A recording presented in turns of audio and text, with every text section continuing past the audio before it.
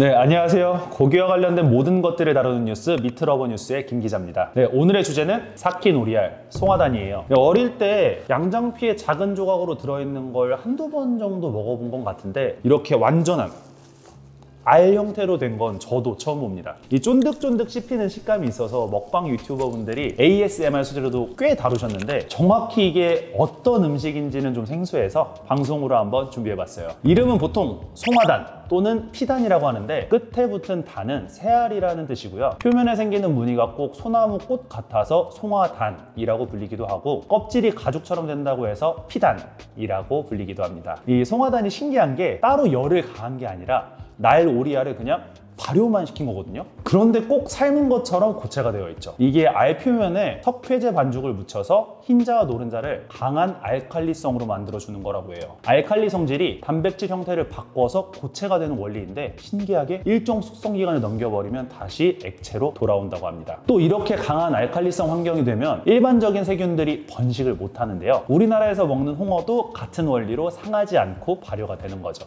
그래서 송화단과 홍어 둘 다 좀 암모니아 향이 나는 건데 확실히 호불호가 갈리는 식재료입니다. 원리상으로는 계란이나 메추리알 등 새의 알이면 다 비슷하게 만들 수 있는데 오리알이 이 크기도 크고 기름기 때문에 맛이 묵직하다 보니까 가장 대중화가 된 것 같습니다. 송화단을 명나라 때부터 먹었다는데 옛날 사람들 정말 똑똑했던 것 같아요. 전통 방식의 송화단은 진흙에 석회제와 찬물을 섞은 이 반죽을 발라서 만드는데요. 이게 비용도 많이 들고 이렇게 하면 시간도 오래 걸리다 보니까 요즘엔 보통 수산화칼슘과 탄산 나트륨 용액에 열흘 정도 담궈서 만든다고 합니다. 예전에 일부 업체에서는 산화납을 사용해서 만들다가 적발이 되기도 했는데 한국에 수입되는 제품들은 식약처 검사를 거친 거라서 그런 부분은 안심하고 먹을 수 있을 것 같아요. 송화단은 온라인에 검색해보면 꽤 저렴하게 구할 수 있어요. 이게 보통 한 알에 1,000원에서 1,500원 정도 합니다. 저는 6개짜리를 배송비까지 포함해서 9,000원에 구매했어요. 이 판매처가 많아서 여러 군데 리뷰를 보고 샀는데요. 그런데 보다 보니까 다들 이걸 마치 삶은 계란 먹듯이 이 껍질 까서 통째로 드시는 분들이 굉장히 많은 것 같더라고요. 궁금해서 시켜봤는데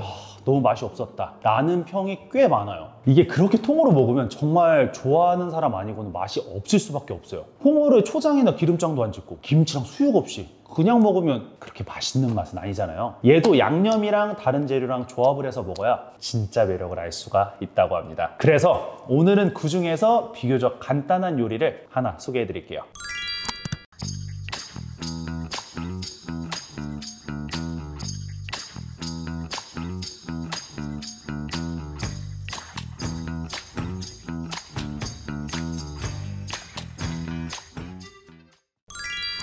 네, 오늘 해볼 요리는 피단두부입니다.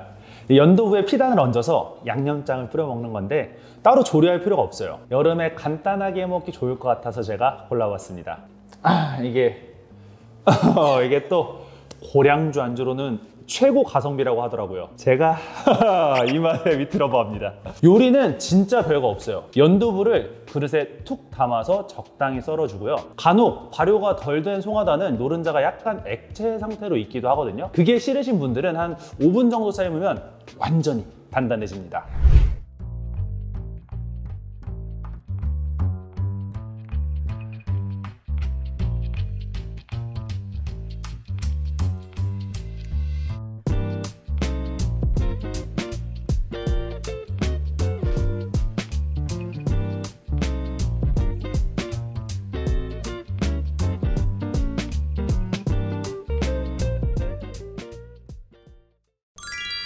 네, 이렇게 피단두부를 완성해 봤는데요. 제가 사실 양념을 너무 많이 부어서 송화단의 정확한 맛은 모를 것 같아서 이 맛과 향을 먼저 말씀드리고 나서 제가 이 피단두부를 먹어보도록 할게요. 생각보다 그 사근 냄새나 이런 건 많이 안 나고요. 맛을 한번 볼게요.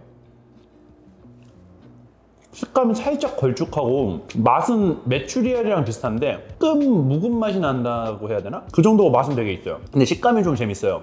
이거 보시면 저희는 한번 이렇게 전자레인지에 돌리지 않아서 액체감이 있거든요. 그래서 오히려 좀 젤리 같은 느낌이 있어서 저는 제 취향엔 이게 더 맞는 것 같아요. 끈적하고 꾸덕한 식감을 좋아하시는 분들은 이대로 드시면 좋을 것 같고 약간 이런 식감을 싫어하시는 분들 같은 경우는 끓는 물에 끓여가지고 한 3분 정도 삶아서 완전히 익혀서 드시는 게 조금 더 괜찮을 것 같아요. 이 송화단 자체의 향도 강하고 고추기름의 향도 강하기 때문에 이 피단두부를 먼저 먹어보겠습니다. 이게 피단두부는 양념이랑 이 두부랑 같이 먹어야 맛의 조화가 맞다고 하니까. 와, 피단두부 먹어보세요. 대신에 저처럼 기대 겁먹고 양념을 너무 많이 뿌리면 안 돼요. 양념이 조금 더 적어야 훨씬 더 맛있을 것 같아요. 고추기름에 약간 매콤하고 이 마늘이나 파의 그 향들이 송화단의 살짝 시큼하고 꼬릿한 향을 완전 잡아줘서 엄청 맛있어요. 그리고 잘 어울려요. 오히려 약간 송화단의 꼬릿한 향이 묵직함으로 다가온다고 해야 되나? 그런 맛이 있습니다. 오리알이 계란이나 아니면 다른 메추리알 같은 것보다 크기도 하고 지방 함량이 높으니까 이렇게 드시면 묵직함이 고기를 좋아하시는 미트러버 분들이 좋아할 만한 그런 깊은 맛이 있어요. 게다가 고추기름이 지방의 이런 고소함? 와, 정말 잘 어울려요. 게다가 살짝만. 와, 확실히 비율이 좋은 것 같아요. 어쨌든 오리알의 지방 같은 경우에도 아무리 고소하고 좋다고 하더라도 사실 오래 먹으면 조금 물리거나 질릴 수 있잖아요. 근데 이 연태고량주가 그 특유의 향과 알코올이 들어오면서 싹 날려줍니다. 송화단이 변비에도 좋고 또 몸에 열을 내려줘서 염증에 좋다, 이런 얘기가 있는데요.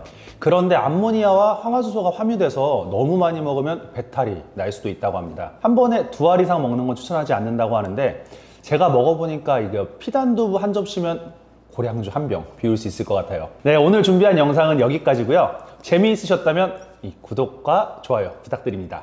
오늘도 감사합니다.